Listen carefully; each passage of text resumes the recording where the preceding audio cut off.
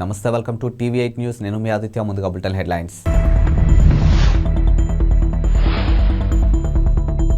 ప్రధాని మోదీని ఎవరూ భయపెట్టలేరు, రష్యా అధ్యక్షుడు పుతిన్.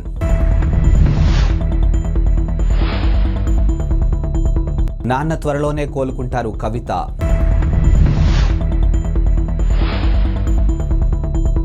రెవెన్యూ విలేజ్గా ప్రొఫెసర్ జయశంకర్ స్వగ్రామం అక్కంపేట ఆదేశాలు జారీ చేసిన ప్రభుత్వం.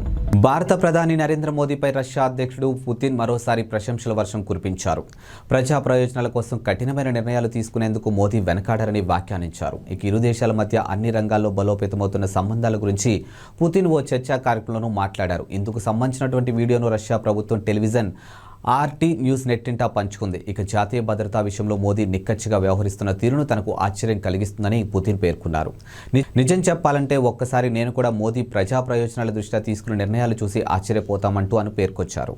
ఇక జాతీయ ప్రజా ప్రయోజనాలకు విరుద్ధమైన నిర్ణయాలు తీసుకోవాలంటూ మోదీని ఎవరూ బలవంత పెట్టలేరని, బెదిరించలేరని, ఆయనపై ఎలాంటి ఒత్తిళ్లు ఉన్నాయని మాత్రం నాకు తెలుసు ఇక అని పుతిన్ పేర్కొన్నారు. కాగా గత నెలలో వచ్చు G20 సమ్మిట్లో కూడా పుతిన్ మోదీని పొగడ్తలతోనూ ముంచెత్తారు. బీఆర్ఎస్ అధినేత మాజీ ముఖ్యమంత్రి కేసీఆర్ నిన్న అర్ధరాత్రి గాయపడిన సంగతి తెలిసిందే. ఇక ఫామ్ హౌస్లోని బాత్రూంలో ఆయన కాలు జారి పడ్డారు. ఈ ప్రమాదంలో ఆయన తుంటి ఎముకకు ఫ్రాక్చర్ అయింది. ఇక ప్రస్తుతం ఆయన సోమాజిగూడలోని యశోద ఆసుపత్రిలో చికిత్స పొందుతున్నారు. ఈ నేపథ్యంలో కేసీఆర్ కుమార్తె ఎమ్మెల్సీ కవిత ఎక్స్ ట్వీట్గా స్పందిస్తూ కేసీఆర్ గారికి స్వల్ప గాయమైందని, ప్రస్తుతం ఆయన ఆసుపత్రిలో వైద్య నిపుణుల పర్యవేక్షణలో ఉన్నారని తెలిపారు. ఇక అందరి ప్రార్థనలు, ఆకాంక్షలతో నాన్న త్వరలోనే కోలుకుంటారని చెప్పారు. మీ అభిమానానికి ధన్యవాదాలని ట్వీట్ చేశారు.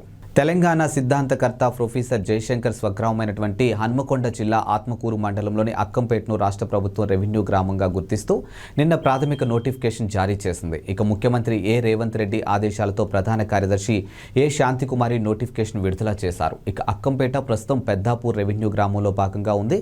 అలాగే ముఖ్యమంత్రి ఆదేశాలతో ఆదిలాబాద్ జిల్లా ఇంద్రవెల్లి బి గ్రామంలో అమరవీరుల స్తూపం సమీపంలో స్మృతివనం అభివృద్ధి సుందరీకరణ కోసం ఎకరం భూమిని కేటాయిస్తూ ప్రభుత్వం మరో నోటిఫికేషన్ జారీ చేసింది.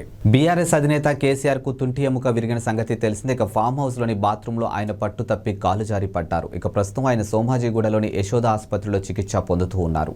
కేసీఆర్ తుంటి ఎముక 2 చోట్ల విరిగినట్లు వైద్యులు గుర్తించారు. ఈ ఉదయం 11 గంటలకు ఆయన ఆపరేషన్ నిర్వహించినట్లు తెలుస్తుంది. ఇక తుంటి ఎముకకు స్టీల్ ప్లేట్లు అమర్చే అవకాశం ఉన్నట్లు సమాచారం. ఇక కేసీఆర్ కోలుకోవడానికి 4 నుంచి 6 నెలల సమయం పట్టొచ్చని చెబుతూ ఉన్నారు డాక్టర్లు. మరోవైపు ఆసుపత్రిలో కేటీఆర్, హరీష్ రావు, కవిత ఉన్నారు. విరాట్ కోహ్లీ, రోహిత్ శర్మ ఇండియన్ క్రికెట్కి దశాబ్దాలుగా వీరు అందిస్తున్న సేవలు అసామాన్యం. ఇక 2022 T20 ప్రపంచ కప్ సెమీఫైనల్లో ఇంగ్లాండ్ చేతిలో ఓటమి తర్వాత వీరిద్దరూ T20లకు దూరమయ్యారు. ఇక వీరిద్దరి స్థానంలో యువ ఆటగాళ్లకు అవకాశం లభిస్తూ జట్టులో కదం తొక్కుతున్నటువంటి యువ ఆటగాళ్లు అపురూప విజయాలు అందిస్తూ ఉన్నారు. ఇక నీరుడు న్యూజిలాండ్లో జరిగినటువంటి 3 మ్యాచ్ల సిరీస్ను చేజెక్కించుకున్నారు. ఇక ఆసియా క్రీడల్లో భారత యువ జట్టు స్వర్ణం గెలుచుకుంది. తాజాగా ఆస్ట్రేలియాను 4-1తో ఓడించి సిరీస్ను కైవసం చేసుకుంది. ఇక వచ్చే ఏడాది అమెరికా, వెస్టిండీలతో జరగనున్నటువంటి T20 ప్రపంచ కప్లో కోహ్లీ, రోహిత్ శర్మ తప్పకుండా ఆడతారు. ఇందులో ఎలాంటి సందేహము లేదు. అయితే 2022 T20 ప్రపంచ కప్ తర్వాత భారత జట్టులోకి దాదాపుగా డజన్ మంది యువ ఆటగాళ్లు అరంగేట్రం చేశారు. ఇక వీరిలో రుతురాజ్ గైక్వాడ్, శుభమున్ గిల్, యశస్వి జైస్వాల్, ఇషాన్ కిషాన్, రింకు సింగ్, తిలక్ వర్మ తదితరులు ఉన్నారు. వీరందరూ అద్భుతంగా రాణిస్తూ ఉన్నారు. అంతేకాదు వీరి వయసు కూడా 26 ఏళ్ల లోపే ఉంటుందని వెల్లడించారు. కెనడాలోని జీవన వ్యయాలు పెరుగుతున్న నేపథ్యంలో ప్రభుత్వం విదేశీ విద్యార్థుల నిబంధనలు మరింత కఠినాంతరం చేసింది. ఇక కాస్ట్ ఆఫ్ లివింగ్ నిబంధనల కింద విదేశీ విద్యార్థులు కనీసం $15.181 సిద్ధం చేసుకోవాలని తేల్చి చెప్పింది. విద్యార్థుల ట్యూషన్, ప్రయాణాల ఖర్చులకు ఇది అదనమని వివరించింది. ఇక గతంలో ఈ మొత్తం $7.357 ఉండేది. 2000లో చివరిసారిగా ఈ కాస్ట్ ఆఫ్ లివింగ్ నిబంధనలు మార్పులు చేశారు. ఇక కాలం గడిచే కొద్దీ కెనడాలో జీవన వ్యయాలు పెరుగుతున్నాయని ప్రభుత్వం తన ప్రకటనలోనూ పేర్కొంది. ఈ మేరకు కాస్ట్ ఆఫ్ లివింగ్ నిబంధనలో మార్పులు లేకపోవడంతో కెనడాకు వచ్చే విదేశీ విద్యార్థులు తమ వద్ద ఉన్నట్టు నిధులు సరిపోగా ఇబ్బందులు పడుతున్నారని వివరించింది. కెనడాలోని విదేశీ విద్యార్థులకు ఎటువంటి ఇబ్బందులు తలెత్తకూడదనే తమ ఉద్దేశమని చెప్పింది. ఇక విదేశీ విద్యార్థులను ఆహ్వానించడంతో పాటు వారికి ఇబ్బందులు లేకుండా చూడడం కూడా తమ వైపు బాధ్యత అని తెలిపింది. ఇకపై ఏటా కాస్ట్ ఆఫ్ లివింగ్ నిబంధనలతో అప్పటి ఖర్చుల మేరకు మార్పులు చేస్తామని పేర్కొంది. వచ్చే ఏడాది సెమిస్టర్కు మునుపు వీసాలు జారీని తగ్గించడంతో పాటు ఇతర చర్యలు చేపట్టబోతున్నట్టు పేర్కొంది. తద్వారా కెనడా యూనివర్సిటీలు తమ వద్ద చదువుకుంటున్నటువంటి విదేశీ విద్యార్థులకు అవసరమైన సౌకర్యాలు కల్పించగలమని తెలియజేసింది. తెలంగాణ ముఖ్యమంత్రిగా నిన్న ప్రమాణ స్వీకారం చేసిన రేవంత్ రెడ్డి అప్పుడే తన మార్క్ ఏమిటో చూపించుకున్నారు. ఇక ఈ రోజు ఉదయం 10 గంటలకు జ్యోతిరావు పులే ప్రజాభవన్లో ఆయన ప్రజా దర్బార్ నిర్వహించనున్నారు. ఈ ప్రజా దర్బార్ కార్యక్రమంలో రేవంత్తో పాటు డిప్యూటీ సీఎం మల్లు బట్టి విక్రమార్క ఇతర మంత్రులు పాల్గొననున్నారు. ఇక ప్రజా దర్బార్లో ప్రజా సమస్యల పరిష్కారం కోసం ప్రజల నుంచి వినతులు స్వీకరించనున్నారు. కాంగ్రెస్ పార్టీ గెలిచిన వెంటనే మీడియాతో రేవంత్ మాట్లాడుతూ ప్రగతి భవన్ను సచివాలయం అందరికీ అందుబాటులో తీసుకొస్తామని ఆయన ప్రకటించారు. ప్రగతి భవన్లో ప్రజా దర్బార్ నిర్వహిస్తామని తెలిపారు. చెప్పిన విధంగానే ఆయన ఈ రోజు ప్రజా దర్బార్ నిర్వహించనున్నారు. జమ్మూ కాశ్మీర్కు ప్రత్యేక ప్రతిపత్తిని కల్పించినటువంటి రాజ్యాంగంలోని ఆర్టికల్ 370ని రద్దు సవాలు చేస్తూ దాఖలైనటువంటి పలు పిటిషన్లపై సుప్రీంకోర్టు డిసెంబర్ 11న తీర్పు వెలువరించనుంది. చీఫ్ జస్టిస్ చంద్రచూడ్ ఆధ్వర్యంలో జస్టిస్ సంజయ్ కిషన్ కౌల్, సంజీవ్ ఖన్నా, బిఆర్ గవాయా, సూర్యకాంత్లతో కూడినటువంటి రాజ్యాంగ ధర్మస్థానం తీర్పు వెలువరిస్తుంది. ఇక సెప్టెంబర్లో ఈ పిటిషన్లపై విచారణ ముగియడంతో సుప్రీంకోర్టు తీర్పు రిజర్వ్ చేసినటువంటి విషయం తెలిసిందే. ఇక మొత్తం 16 రోజుల పాటు ఆర్టికల్ 370కి రద్దుకు సంబంధించి సుప్రీంకోర్టులో విచారణ జరిగింది.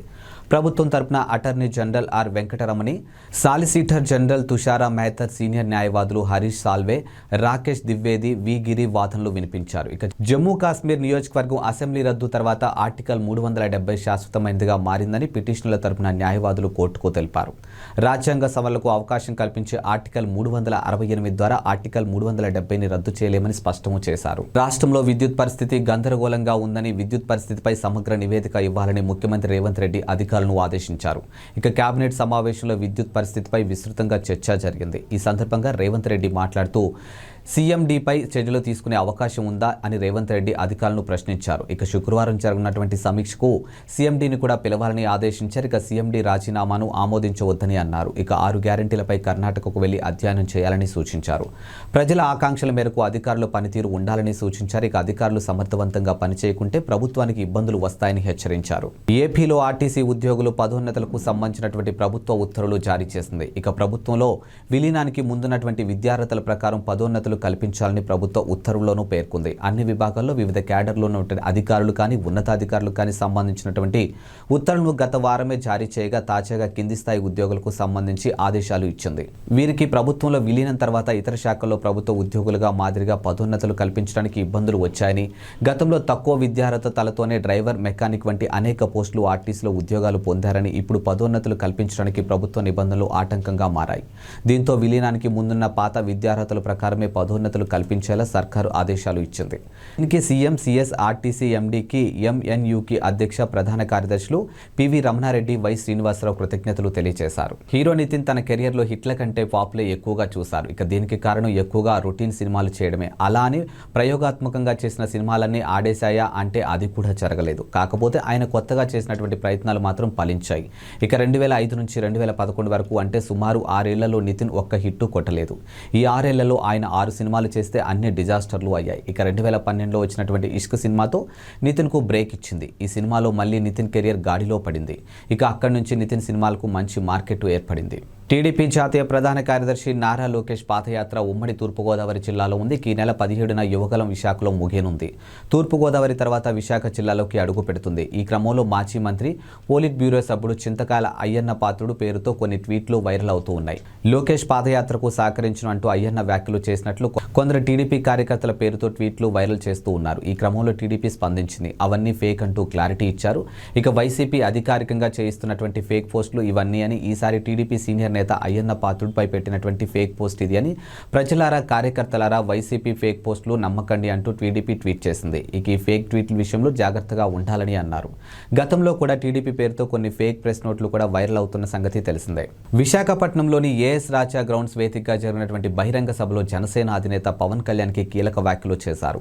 ముఖ్యమంత్రి పదవి మీద పవన్ కళ్యాణ్ ఆసక్తికర వ్యాఖ్యలు చేశారు. ఏపీలో టీడీపీ వెనుక తాను నడవడం లేదన్న పవన్ కళ్యాణ్ తెలుగుదేశం పార్టీతో కలిసి నడుస్తున్నారని పేర్కొన్నారు. ఇక అధికారం కోసం తాను ఓట్లు అడగడం లేదని, జనసేనాని మార్పు కోసం తమను ఆశీర్వదించాలని కోరారు. ఇక రాష్ట్రానికి మంచి జరుగుతుందనే ఉద్దేశంతోనే 2014లో టీడీపీ బీజేపీకి మద్దతు ఇచ్చినట్లు పవన్ కళ్యాణ్ మరోసారి స్పష్టం చేశారు. ఇక దురదృష్టవశాత్తు 2019లో కుదరలేదన్న జనసేనాని 2024లో ఏపీ భవిష్యత్తు కోసమే మరోసారి కలిసినట్లు చెప్పారు. ఇక మరోవైపు ఈ సందర్భంగానే సీఎం పోస్టు గురించి పవన్ కళ్యాణ్ కీలక వ్యాఖ్యలు చేశారు. ఇక జనసేన నిలబడి స్థానాల్లో గెలిచి మద్దతిచ్చిన స్థానాల్లో అభ్యర్థులు గెలిస్తే జనసేన బలం ఏంటో అందరికీ తెలుస్తుందని పవన్ కళ్యాణ్ అభిప్రాయపడ్డారు. ఇప్పుడు సీఎం పదవిని అడగగలమని కార్యకర్తలతో చెప్పిన పవన్ ముఖ్యమంత్రి పదవి గురించి చంద్రబాబు తాను చర్చించి నిర్ణయం తీసుకుంటామని స్పష్టం చేశారు. ఇక జీవితంలో ఇప్పటికే ఎన్నో ఓటములు ఎదుర్కొన్నానని పవన్ కళ్యాణ్ పేర్కొన్నారు. ఇక తాను బతికి ఉన్నంత వరకు జనసేన పార్టీ మరో పార్టీలో విలీనం చేయనని స్పష్టం చేశారు. ప్రజారాజ్యంలో జనసేన మారబోతుందన్న జనసేనాని మీ అభిమానం ఓట్లుగా మారాలని కార్యకర్తలను కోరుకున్నారు. ఇవి ఇవాల్టి బులెటిన్ అప్డేట్స్. మరో బులెటిన్తో మళ్ళీ కలుద్దాం. అంతవరకు సెలవు. నమస్కారం.